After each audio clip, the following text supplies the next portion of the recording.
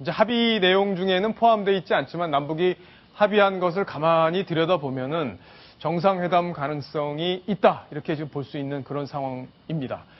분명히 이 김관진 안보실장도 이 부분에 대해서 언급을 했는데 이 정상회담 가능성 어떻게 되는지 저희가 영상으로 정리해봤습니다.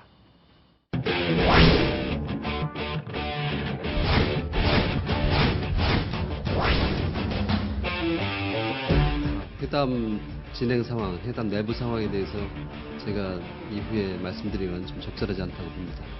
이 분야는 지금 얘기할 단계가 아닙니다. 남북 간의 어떤 정상회담이라든가 그것도 그런 데 도움이 된다면 할 수 있다. 전제 조건은 없습니다.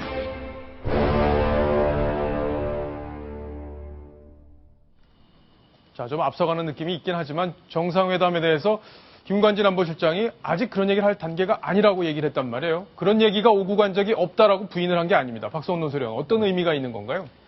지금 박근혜 대통령은 정상회담을 대하는 입장이 못할 것은 없지만 분명하게 신뢰를 전제로 하는 정상회담이어야 한다라는 것이 특히 이제 한반도 신뢰 프로세스라는 것이 하나의 작지만 비정상적인 것들을 정상화해 나가는, 예를 들어서 이번과 같이 국지 도발 이것을 절대 용납하지 않는다. 그리고 재발 절대 없도록 한다라고 하는, 그리고 잘못된 과거의 그 관행에 대해서도 바로 잡는다.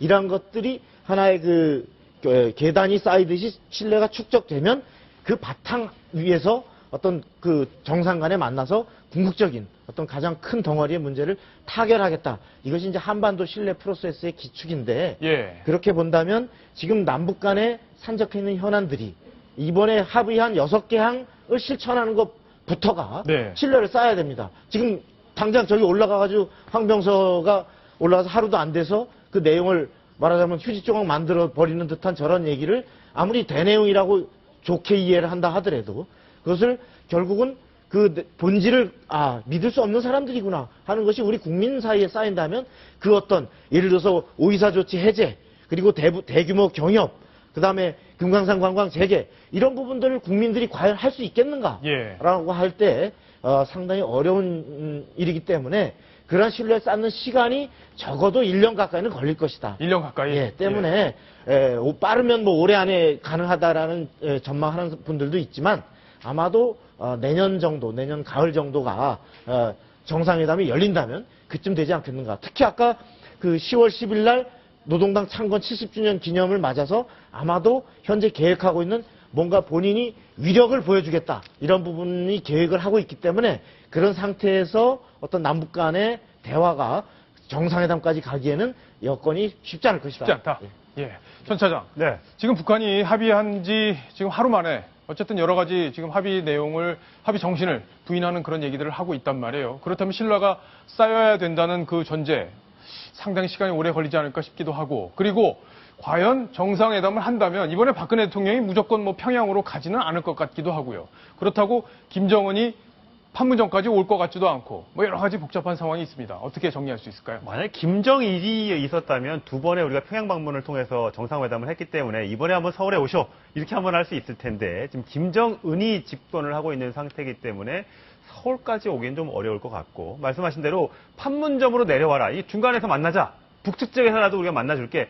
이렇게 우리가 제안을 할 수 있겠지만 그럴 가능성도 현재로서는 높지 않고 만약 정상회담이 이루어진다면 과거 두 차례 정상회담처럼 평양 또는 금강산 또는 백두산 이런 데서 혹시 열릴 수 있지 않을까 예상을 합니다만 그 시기는 말씀하신 대로 우리가 어저께 합의는 했지만 연내에 정상회담도 이루어지지 않겠느냐 추석쯤이면 이산가족도 만날 수 있지 않겠느냐 이런 장밋빛 전망을 했는데 현재 분위기로서는 연내에 정상회담이 이루어지기는 좀 어려울 것으로 어려울 거다.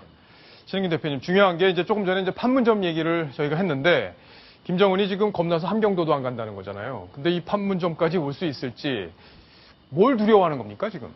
저는 김정은이라면 오히려 서울을 오고 싶어 할 거라고 생각합니다. 서울로? 김정은 어린 시절을 이제 스위스에서 보냈죠. 94년도 이제 미국이 북한을 폭격하려 할 때 김정일이 미리 피신을 시켜놓은 것이다. 이런 관측이 우세한데요.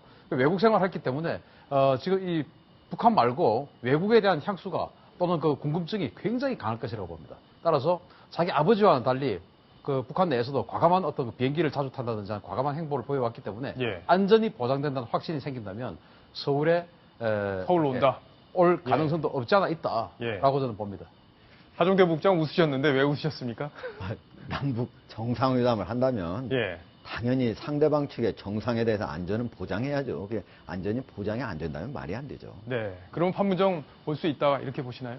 판문점보다는 저는 오히려 평양이나 네. 서울 양측의 수도 안에서 열리지 않을까 이렇게 생각을 합니다. 저는 자, 판문점보다는 서울이 확률로 서울이 확률이 높다. 자, 일단 뭐 열린다고 해야 이제 그런 논의가 구체적으로 좀 진행될 필요가 있을 것 같고, 그리고 지금 양측에서 논의하고 싶어 하는 것들이 많이 있어요. 지금 예. 풀고 싶어 하는 것들. 네. 양측이 관심사 정리를 좀 해주시죠. 그렇죠. 만약에 정상회담을 한다면은 양측이 좀 관심사가 있는데 좀 달라요. 예. 우리 박근혜 대통령 같은 경우에는 당장 우리가 뭐 북한이 없다고 해서 남북 정상회담을 안 한다고 해서 경제가 안 좋다든가 뭐 그런 건 아니잖아요. 그런데 북한 같은 경우에는 남북 정상회담을 통해서 좀 남쪽에서 얻어내고 싶은 것들이 있거든요. 그러니까 대표적인 것이 뭐냐면은 우리의 투자, 천안함 사건 이후에 오이사 조치에 의해서 대북 투자가 제한되고 있잖아요. 그러니까 예. 대북 투자를 제한하는 오이사 조치 해제라든지, 그리고 금강산 관광을 재개하게 되면은 외화벌이를 많이 할 수가 있습니다. 그러니까 이런 것들이 가장 이제 북한이 요구하는 것들이고요. 또 나아가서는 뭐 을지 프리덤 가디언이라든지 아니면 한미 연합 여러 가지 훈련하는 것들을 좀 중단해 달라. 예. 왜냐하면 자기들로서는 불안감이 항상 있으니까 그런 것들을 요구할 수 있겠지만은 우리 같은 경우에는 가장 중요한 게 인도적인 문제 아닙니까? 그래서 그렇죠. 남북 이산가족 상봉 지금 6만 6천 명 정도, 약 14만 명 정도가 등록돼 있는데 절반 정도가 이미 돌아가시고 한 6만 6천 명 정도 남아 있는 거거든요. 그러니까 그분들이 대부분이 80대입니다. 좀 있으면 돌아가실 가능성이 높거든요. 그러니까 그분들을 빨리 상봉을 좀 시켜줘야 되겠다는 게 우리 정부 박근혜 대통령의 생각이고요. 그뿐만 아니고 남북한이 항구적으로 좀 만약에 평화를 얻으려면 DMZ 안에 세계 평화공원을 좀 예. 만들어야겠다. 그리고 나아가서는 박근혜 대통령이 처음에 집권할 때부터 계속적으로 주창해온 게 유라시아 이니셔티브거든요. 그걸 하려면은 남북의 철도가 이어져야 됩니다. 그렇죠. 그래서 경원선 예. 이쪽을 좀 잇는 작업을 북한에 제안할 가능성이 높습니다. 예. 뭐 어쨌든 의제들이 가만히 보니까 다 북쪽에 불리한 내용이 아니라 북측에도 다 유리한 그런 내용일 텐데 그럼요. 정상회담이 만약에 남측에서 하는 것들을 북측이 받는다고 하더라도 저런 것들은 다 북측에도 유리한 거다. 예. 이렇게 말씀드릴 수 있습니다. 알겠습니다. 자, 어쨌든 우리의 형제입니다. 형제이기 때문에 우리가 안고 가야 되고 여러 가지 요구 이런 것들도 심사숙고해서 들어줄 수 있는 부분은 좀 들어줘야 될 텐데 좀 합리적인 선에서 얘기가 된다면 정말 바랄 게 없을 것 같습니다.